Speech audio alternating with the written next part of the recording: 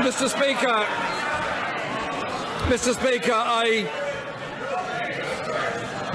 It's all right, Tracy Ullman's coming. Mr. Speaker, I join the Prime Minister in wishing the Rugby League team all the very best in the competition. I hope they win it. Last week, Mr. Speaker, the House voted by 299 to 0 to pause the rollout of universal credit. Will the Prime Minister respect the will of the House?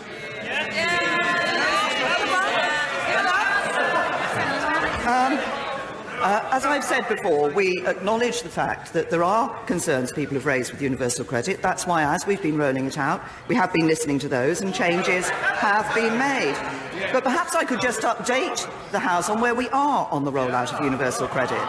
Currently, of people claiming benefits, 8% are on universal credit. By January of next year, that will rise to 10%. The rollout is being conducted in 3 phases, and the intention is that it will be completed by 2022. So it's being done in a measured way, and I'm pleased to say that 4 out of 5 people are satisfied or very satisfied with the service that they are receiving.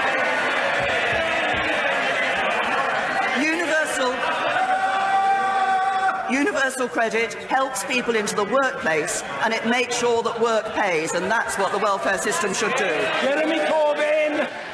I would have thought, Mr. Speaker, that if only 8% of the rollout has taken place and 20% of the people in receipt of it are dissatisfied with it, that's a cause for thought, maybe a pause in the whole process. And last week, only one Conservative MP had the courage of their convictions to vote with us on suspending universal credit rollout. And then, Mr. Speaker, a Conservative member of the Welsh Assembly, Angela Burns, said, and I quote, "For the life of me, I cannot understand why a 6 or 4 week gap is deemed acceptable." She called universal credit callous at best and downright cruel at worst, and concluded by saying she's ashamed of her government. Can the Prime Minister ease her colleagues' shame by pausing and fixing universal credit? As I've said to the right honourable gentleman, we have been making changes to the implementation of UC as it has gone through the rollout. But let's be very clear about why we introduced universal credit. It is because it is a system. It is a system. The members are getting rather overexcited. The question has been put, and the answer will be heard. The Prime Minister. Mr. Speaker, we introduced universal credit as a simpler, more straightforward system that ensures that work pays and helps people into the workplace. Under Labour, let's look at what happened in the benefit system under Labour. Under Labour, the low-paid paid tax and then had it paid back to them in benefits. Under Labour, people were trapped on a life and benefits for years.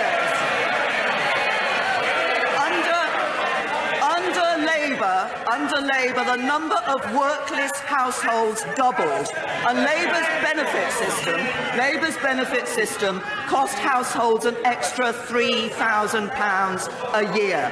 What the Conservatives have done is given the low-paid a pay rise, given the workers a tax cut, and ensure we've got a benefit system that helps people into work.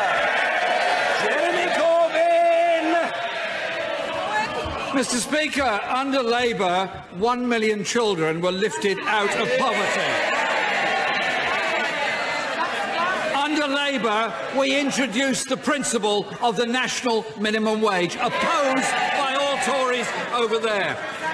And if the Prime Minister is not prepared to listen to Angela Burns, perhaps she could listen to the architect of universal credit, the Right Honourable Member for Chingford and Woodford Green, who said, "One of the reasons I resigned from the government was I didn't actually agree with the additional waiting days. This is something the government needs to look at." Does the Prime Minister agree with him? This is not just the answer I've given, I think, 3 or 4 times now in this PMQs, but in previous PMQs. But as we look at universal credit rollout, we do look at the way in which we're introducing it. But he talked about what happened under Labour, and I'm happy to talk about what happened under Labour.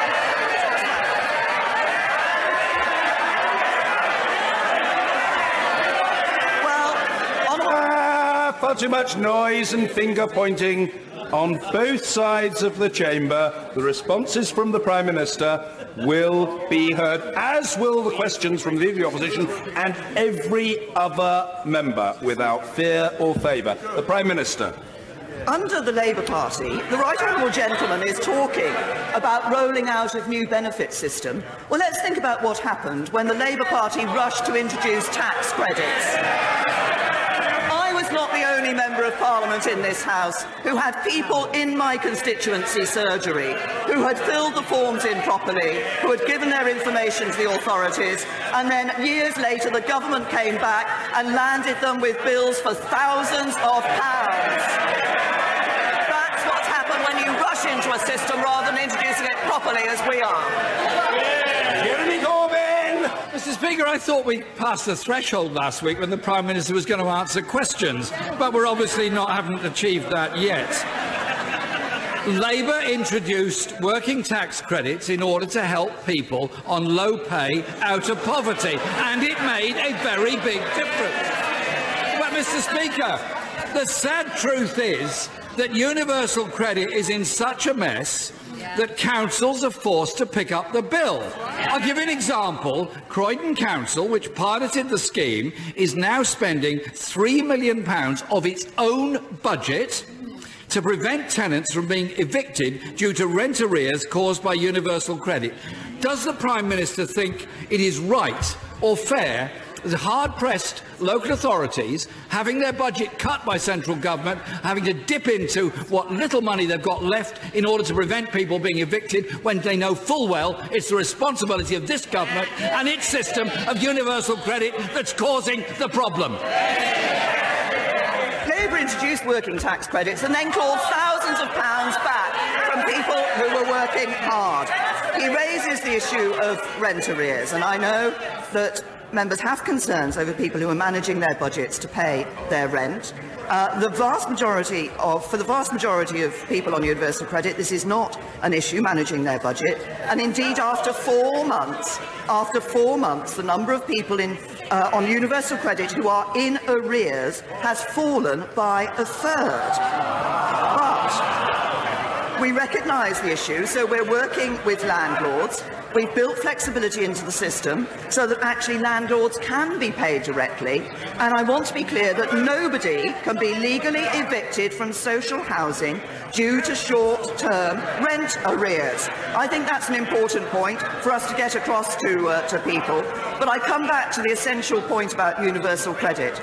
This is about a welfare system that helps people into work, that makes work pay, and that doesn't trap people in a life on benefits for years. Corbyn! I note the Prime Minister couldn't say anything about people being evicted from the private rented sector because of universal credit problems. Mr. Speaker, the costs in the benefit system are being driven by low pay and high rents.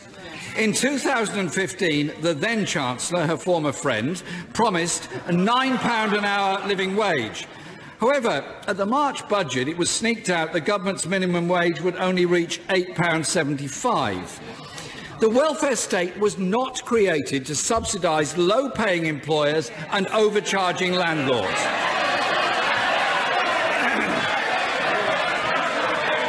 So will the budget in November put the onus back?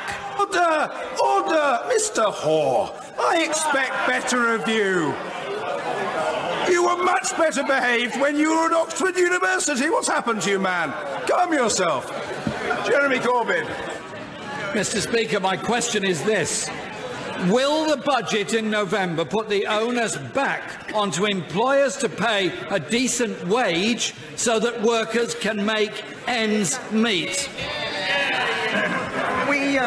Of course we want to ensure that there are higher paid jobs in this country. That's precisely why we're investing in the economy for the future. It's precisely why we're investing in our infrastructure, investing in skills for young people, and it's why we're introducing a modern industrial strategy. But the Right Honourable Gentleman says that he didn't want, that the welfare system wasn't created to subsidise employers who are paying low wages. That's exactly what Labour's working taxpayer system did. Jeremy Corbyn! Mr. Speaker, the government's own Social Mobility Commission reported that low pay was endemic in the United Kingdom. 1 in 4 workers permanently stuck in low-paid jobs. That's why Labour backs a real living wage of £10 per hour to make work pay. Mr. Speaker, this government doesn't really know whether it's coming or going. They say...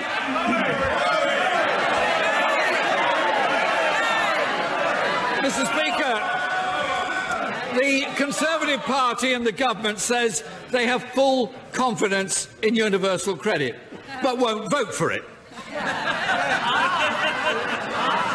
They say they will end the NHS pay cut, but won't allocate any money to pay for it.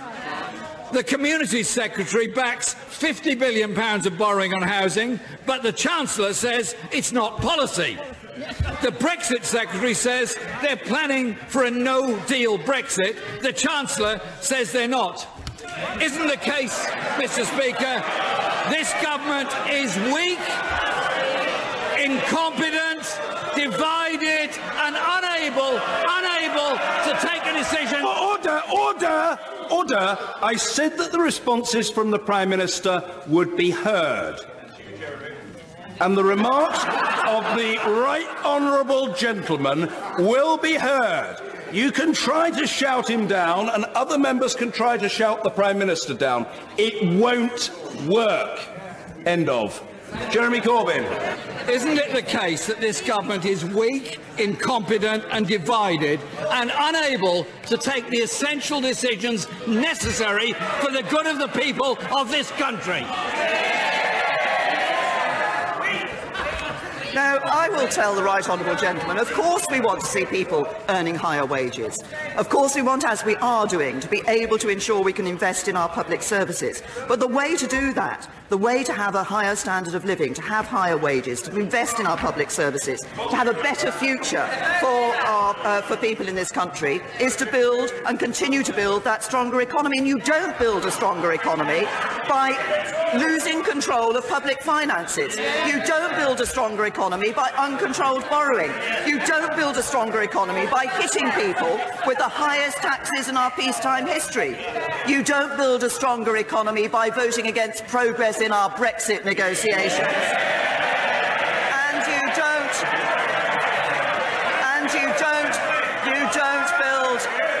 You don't build a stronger economy by planning for capital flight and a run on the pound. That's what Labour would do, and we will never let it happen.